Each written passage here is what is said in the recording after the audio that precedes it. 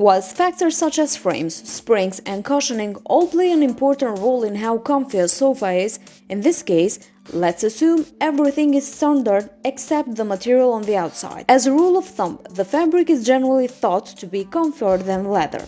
When you think about leather seats in a car, they can become really hot when the sun is out. It can be the same story indoor.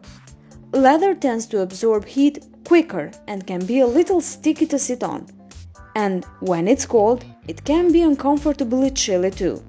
Of course, you can accessorize your leather sofa with fabric throws, but you lose out on that lustrous leather look.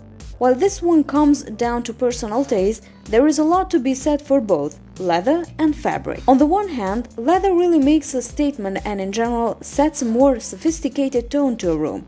On the other, fabric comes in a much bigger array of color and patterns, so can work with a wider array of color schemes and decor. So it really depends on what you are after. Nothing really beats a leather Chesterfield for the traditional cozy and slightly clumpy feel, whereas if you want to get a bit more fresh and funky, then fabric can take you wherever you want to go. A sofa is quite an investment in your home's interior styling, so you want to get as much enjoyment out of it as possible. Ideally, it needs to be hard-wearing and easy to maintain, so it keeps the good looks you fell in love with in the first place.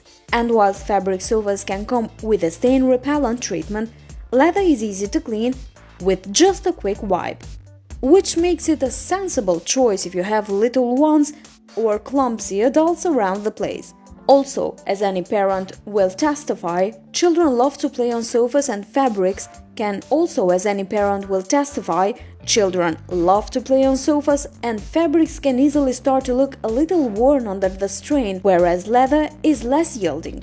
Something else to bear in mind is allergies. Without a regular clean and vac, fabric sofas can be a trap for dust mites and pet fur, whereas leather tends to be hypoallergenic. As with anything, the price you pay for your sofa reflects the quality of the material used. And whilst leather sofas are perceived to be more expensive, that's not always the case when lined up alongside a premium fabric sofa. When it comes to value, you need to take into account the other criteria we have used here and factor in things like comfort, cleaning, and even allergies. The sofa that ticks the most boxes for you is the one which offers the best investment. Looking at the two options objectively, there is no clear winner here. The victor is ultimately up to you and depends on your taste, your needs and your interior. If you have got young children or pets that make longevity your main concern, then it looks as though a leather sofa could be your match made in heaven. Thanks for watching, until next time.